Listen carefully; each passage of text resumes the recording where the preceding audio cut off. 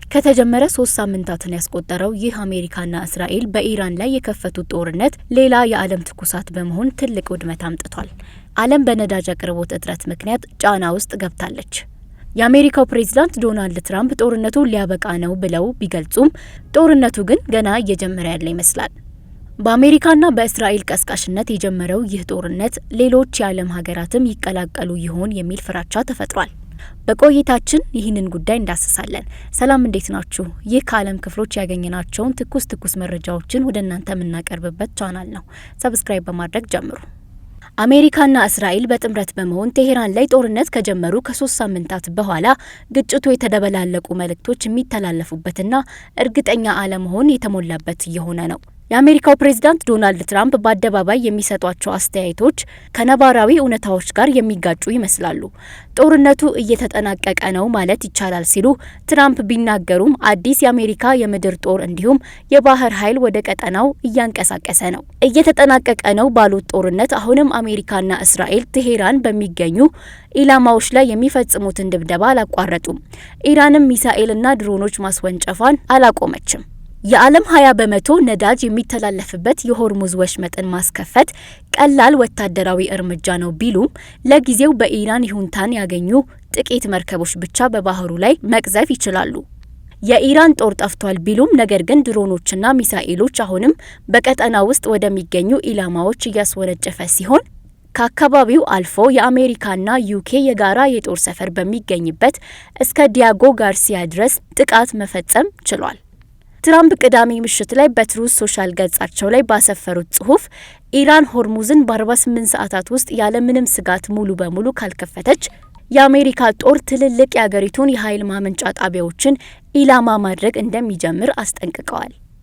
ይሁን እንጂ ከአንድ ቀን በፊት በማህበራዊ ሚዲያ ገጻቸው ላይ አሜሪካን ከኢራን ጋር በምታካሂደው ጦርነት ልታሳካቸው የምትፈልጋቸውን ወታደራዊ ዓላማዎች ዝርዝር ሲያቀርቡ ይህንንም አገራቸው ለማሳካት በጣም እየተቃረበች ነው ሲሉ ተናግረዋል።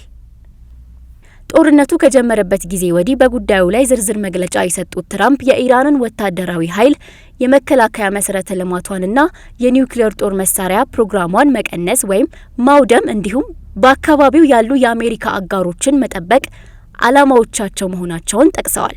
የሆርሙዝ የባህር ወሽመጥን መጠበቅ የሚል ግብ ግን አልተካተተም ነበር።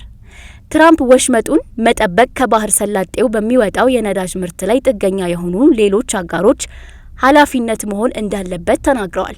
ፕሬዝዳንቱ አገራቸው ከመካከለኛው ምስራቅ በሚመጣው የነዳጅ ዘይት ላይ ጥገኛ እንዳልሆነች በተደጋጋሚ ሲገልጹ ቆይተዋል። ትራምፕ በትሩዝ ሶሻል ገጻቸው ላይ በለጠፉት መልእክትም የኢራንን አገዛዝ ለውጥን በተመለከተ ምንም አይነት ጥሪ አላቀረቡም።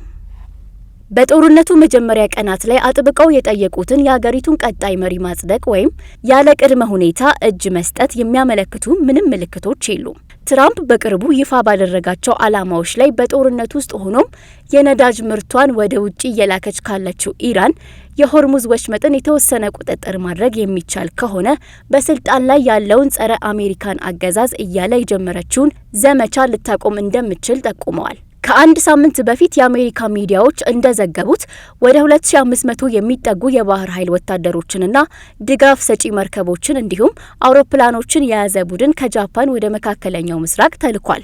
ተመሳሳይ መጠን ያለው ሌላ የባህር ኃይል በቅርቡ በካሊፎርኒያ የሚገኘውን የጦር ሰፈሩን ለቆ ተንቀሳቅሷል። ወታደራዊ ተንታኞች እንደሚሉት አሜሪካ ኢራንን ወደ ውጭ የምትልከውን የነዳጅ ምርት የምታስተላልፍበትና ከ3 ካሬ ኪሎ ሜትር ስፋት ያላትን የካርግ ደሴትን ለመያዝ አቅዳ ሊሆን ይችላል። አሜሪካ ይህንን የምታደርግ ከሆነ በንድፈ ሀሳብ አገሪቱ ወደ ውጭ የምትልከውን የነዳጅ ዘይት ሊያቋርጥና የምታገኘውን ወሳኝ የውጭ ምንዛሬ ገቢ ሊያሳጣ ስለሚችል ጦርነቱ እንዲቆም ለማስገደድ ቀላል ይሆናል። ትራምፕ አርብ ዕለት ወደ ኢራን የምድር ጦራቸውን እንደማይልኩ ቢናገሩም የማደርገው ቢሆን ኖሮ በእርግጠኝነት አልነግርህም ነበር ሲሉ አክለዋል። የኢራን መንግስት ሚዲያዎች ቅዳሜ ዕለት በካርግ ደሴት ላይ የሚሰነዘር ማንኛውም ጥቃት ቴሄራን በቀይ ባህር ውስጥ የሚደረግ የመርከብ እንቅስቃሴ ላይ መስተጓጎልን እንድትፈጥርና በቀጠና ውስጥ የሚገኙ የኢነርጂ ተቋማት በእሳት እንዲቀጣጠሉ እንደምታደርግ ዘግበዋል። ኢራን የሰጠችው ማስጠንቀቂያ የአሜሪካን ወታደራዊ ኃይሎች ለቴህራን የበቀል እርምጃ የበለጠ የሚያጋልጥ መሆኑን አጉልቶ ያሳያል። በዚህ ሳምንት መጀመሪያ ላይ የአሜሪካ ሚዲያዎች እንደዘገቡት የትራምፕ አስተዳደር ለኢራን ወታደራዊ ዘመቻ $200 ቢሊዮን የአስቸኳይ ጊዜ የገንዘብ ድጋፍ ለኮንግረስ ለመጠየቅ እየተዘጋጀ ነው።